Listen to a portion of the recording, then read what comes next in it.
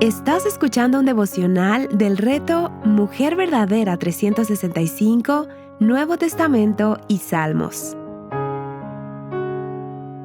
Día 97. Juan capítulo 1. Escrito por Yamel de Jaramillo, leído por Débora Cázares de Rivera. El propósito del Evangelio. La mejor manera de explicar el propósito de este libro es con las mismas palabras del autor. Pero estas cosas se han escrito para que ustedes crean que Jesús es el Cristo, el Hijo de Dios, y para que al creer tengan vida en su nombre. Juan 20:31. Este evangelio es conocido como el Evangelio Universal. Tiene particularidades que lo distinguen de los sinópticos. Por ejemplo, mientras los otros mencionan a Juan por su nombre, aquí él se refiere a sí mismo como el discípulo a quien Jesús amaba. Pienso que esto refleja algo profundo de su identidad. Juan entendió que quien él era estaba definido por quien lo amaba. Esta es también nuestra identidad. Somos amadas por Cristo. Juan no solo nos da detalles del ministerio de Jesús, sino que nos abre una ventana al misterio de su persona. Este evangelio tiene un propósito evangelístico y apologético: presentar a Cristo mismo, el Dios encarnado, verdadero Dios y verdadero hombre, para que creamos y vivamos. El Verbo hecho carne desde el principio. Desde el principio, Dios habló. Su voz ordenó el caos y llenó el vacío con luz. En Génesis leemos: y dijo Dios. Y en Juan descubrimos quién es esa voz: el Verbo eterno, Cristo, la palabra que no solo creó el mundo, sino que vino a recrear nuestros corazones. Cada vez que Dios dijo, sea la luz, su palabra estaba actuando, y esa palabra es una persona. En el principio ya existía el Verbo, y el Verbo estaba con Dios, y el Verbo era Dios. Juan 1:1. Es interesante notar que Juan abre su libro con las mismas palabras que Moisés usó para iniciar el Génesis. Mientras Moisés narra cómo Dios creó todas las cosas, Juan declara que cuando el principio comenzó, el Verbo ya existía. Jesús no es un ser creado, es el Creador mismo. La encarnación no es solo Dios tomando forma humana, sino Dios dándose a conocer plenamente.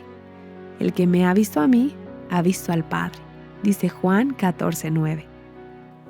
El Evangelio de Juan no solo narra hechos sobre Jesús, sino que nos invita a creer en Él.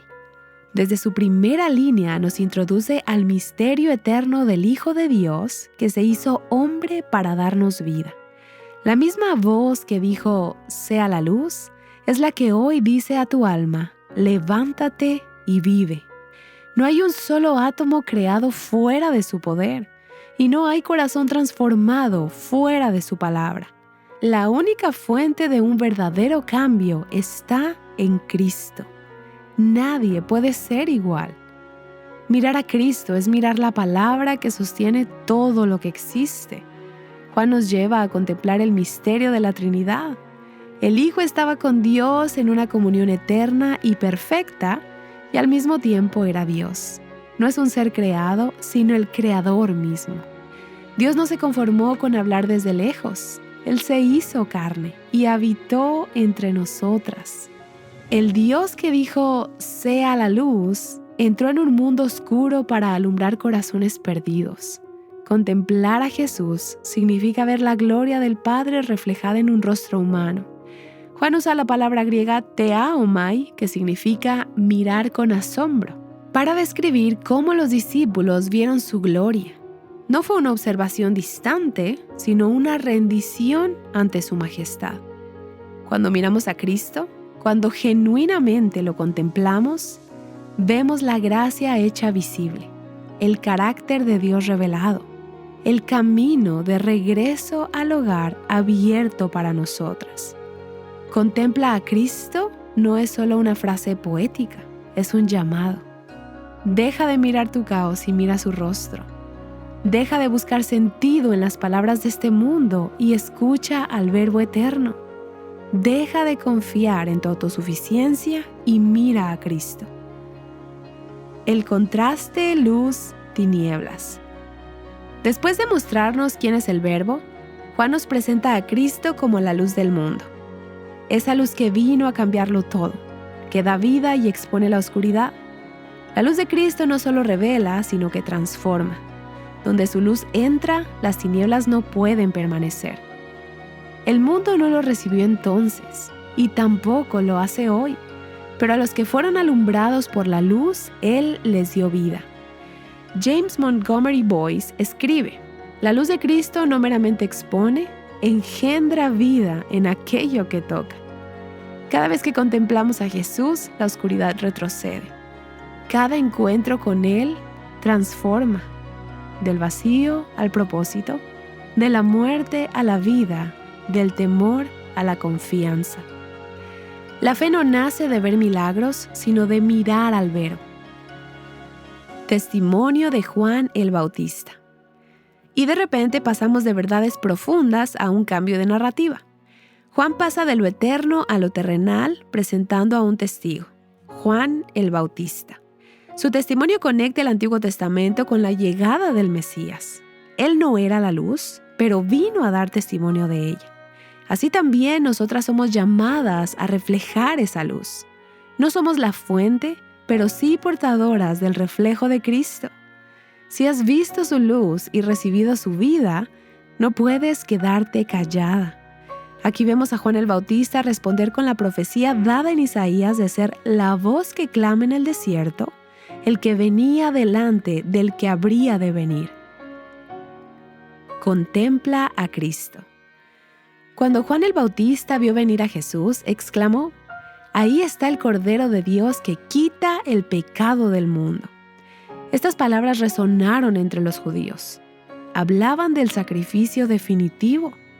Jesús sería el Cordero que quitaría el pecado del mundo. Presta atención al nombre que utilizó para llamarlo: el Cordero de Dios. Esto no es un nombre más. ¿Quieres ser libre de tus pecados? Mira a Cristo. No hay otro lugar donde hallar salvación que en Cristo. Este sigue siendo el mensaje del Evangelio. Mira a Cristo. En Él hay vida, verdad, redención y descanso. Mirar a Cristo lo cambia todo, porque cuando ves quién es Él, descubres quién eres tú. Los primeros discípulos. No es casualidad que al tercer día, Juan el Bautista estuviera con 2 de sus discípulos. Cuando vio pasar a Jesús, les dijo nuevamente: ahí está el Cordero de Dios. Y el texto dice: le oyeron hablar y siguieron a Jesús. Cuando conocemos al Verbo, cuando Él dice vengan y vean, no hay forma de resistirse. Solo podemos rendirnos y seguirle. Luego vemos a Andrés ir corriendo a buscar a su hermano Simón y decirle que había hallado al Mesías, el ungido. Y aquí vemos otro encuentro impresionante. Al Simón verse de frente con el Cristo, este le dice: tú eres Simón, tú serás llamado Cefas, que quiere decir Pedro. Cuando Cristo nos mira, mira lo profundo de nuestros corazones. Esa luz penetra a los lugares más recónditos, pero a la vez los transforma. Nos cambia, nos hace nuevas criaturas, nos pone un nombre nuevo. Y luego, al culminar el capítulo, Jesús quiere ir a Galilea. Y en su camino encuentra a Felipe y le dice: sígueme. Esa palabra fue suficiente para Felipe. No preguntó nada más. Al sonido de su voz hubo algo que hizo que él simplemente obedeciera y más adelante le contara a Natanael, quien era de Caná, que habían hallado al que tanto esperaban. Pero aquí notamos una reacción diferente a las demás. La respuesta de él no fue como las demás, sino más bien como un rechazo basado en prejuicios, ya que preguntó si algo bueno podía salir de Nazaret. Así como los samaritanos eran despreciados, los de Nazaret también lo eran. Y él actuó por lo que habían aprendido de su cultura. ¿Cuántas veces nosotras no hemos sido como Natanael y hemos menospreciado a otros? Quizá porque no saben tanto como nosotras, tal vez porque no tienen sana doctrina. Que no seamos halladas haciendo juicios de valor por cosas que la cultura nos vende, sino más bien por lo que las Escrituras nos mandan. En lugar de ofenderse por su respuesta, en lugar de humillarlo, Cristo le muestra su honestidad en un sentido, y luego procede a mostrarle de una manera que solo Natanael podía entender que Cristo era quien era. Nadie puede resistir estar delante del Cordero de Dios, del Mesías, del Hijo de Dios y permanecer igual. ¿Y tú, estás contemplando a Cristo? Esa es nuestra invitación hoy. Contempla a Jesús. Él es la palabra que habló en el principio, la luz que vence toda oscuridad, y el Dios que sigue diciendo a nuestras almas: levántate y vive. Para meditar, ¿qué revela Juan 1 sobre quién es Jesús? ¿Qué cambia en tu corazón cuando lo contemplas? ¿Cómo puedes vivir hoy con los ojos fijos en Él, la palabra viva? Explora más recursos que te guíen a Cristo y su palabra en avivanuestroscorazones.com.